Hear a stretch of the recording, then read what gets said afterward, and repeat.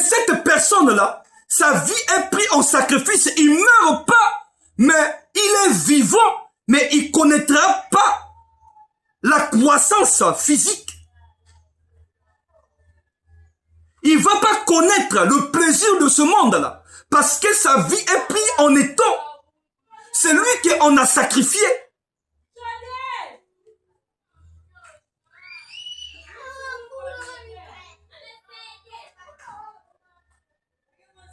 Baal Power a changé de forme. Vous verrez que vous avez un frère. Lorsqu'il trouve une femme, cette femme-là tombe enceinte et la grossesse sort toujours. On récupère le sang de cette fœtus en sacrifice. Vous verrez que la femme a eu 4 grossesses est partie. Comprenez que ce monsieur-là a un esprit immigrateur de Baal Power.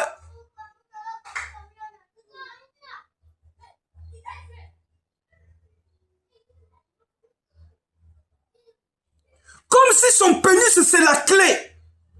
Il rentre dans le sexe d'une femme. On éjecte les venins.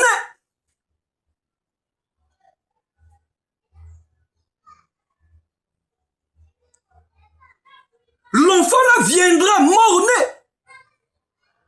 3 mois, 4 mois, 5 mois, la grossesse sort. Oh, c'est une grossesse arrêtée. Non, ce monsieur-là a des pratiques de Baal Power. Un esprit immigrateur.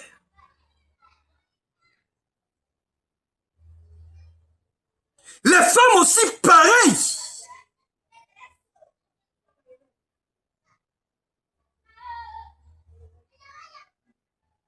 Il prend un homme, il couche avec un homme juste pour tomber enceinte et à la fin sacrifier cette grossesse pour sa croissance. En elle se repose l'esprit de Baal Power. Un esprit immigrateur qui change de forme.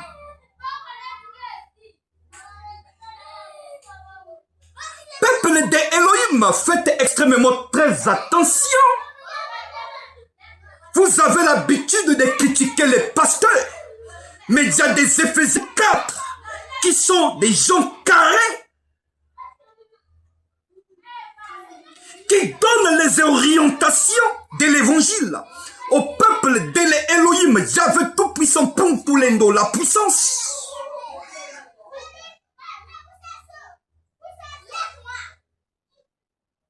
D'autres personnes, ils achètent la chair humaine. Mais la chair humaine, là, qui l'a tuée? Mais c'est une viande de sacrifice. Oh moi, Mounou, mon père, Maman Mounou, pour nous on achète au marché. Mais vous achetez au marché, vous achetez quoi? La viande humaine. Donnée au sacrifice. Tu vas manger ça à pourquoi?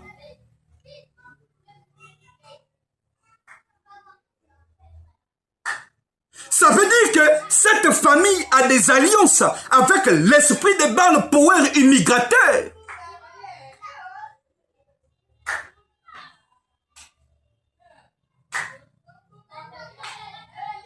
Aujourd'hui, si c'est quelqu'un qui ne te partage pas dans la famille, il a des moyens, il ne te partage pas. Mon frère, comprends.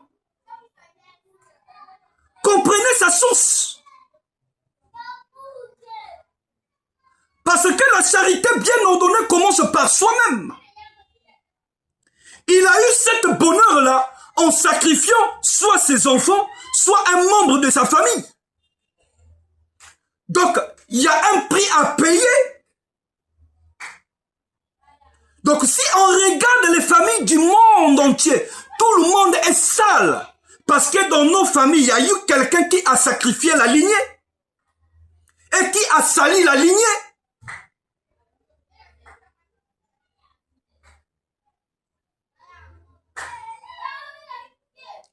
Donc, le sacrifice humain n'est pas perpétré que par des Africains.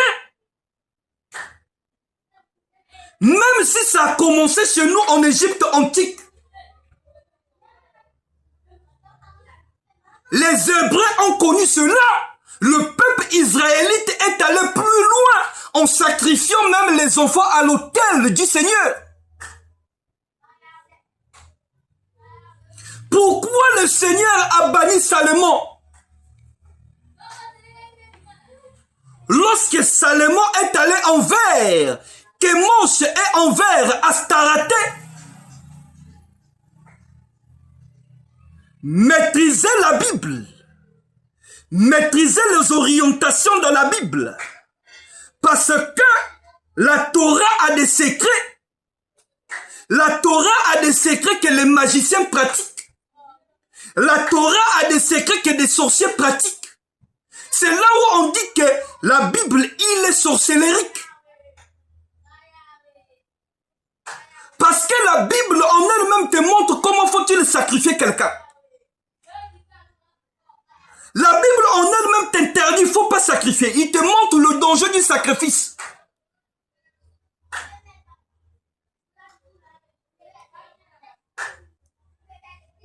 Même les serviteurs grands des Elohim, Yahvé tout-puissant, Pontulendo, la puissance, en versé le sang.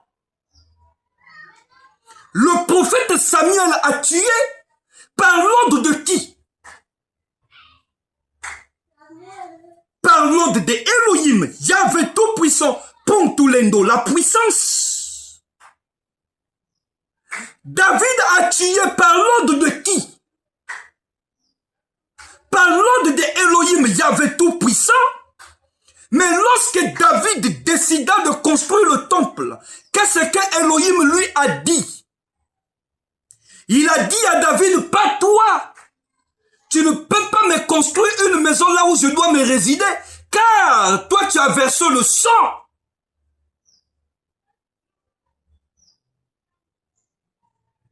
Mais il était prophète. Moïse, pareil. Lorsque tu lis dans le chapitre de Jude, lorsque le diable viendra réclamer le corps de Moïse, mais on a réclamé Moïse pourquoi? Parce que Moïse avait poignardé quelqu'un. Moïse a versé le sang. Un grand prophète. Mais pourquoi le sang on réclame toujours?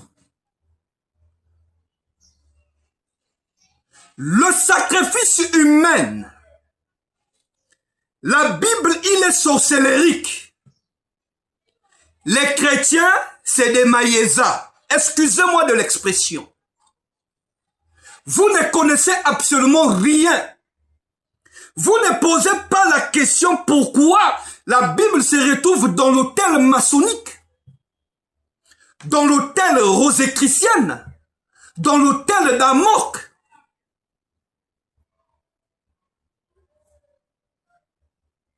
La Torah, le 5 chapitre de la Torah, on parle que de secrets. Les Juifs qui étaient dans les synagogues exploitaient les secrets de la Torah. Mais eux, ils étaient dans la Kabbale. Dans la Kabbale juive. Ils communiaient avec les 72 anges de la Kabbale. Qu'on parle de 72 portes de la Kabbale. Ils connaissaient le secret. Toi qui as la portion de Elohim, ne va pas dans cette direction.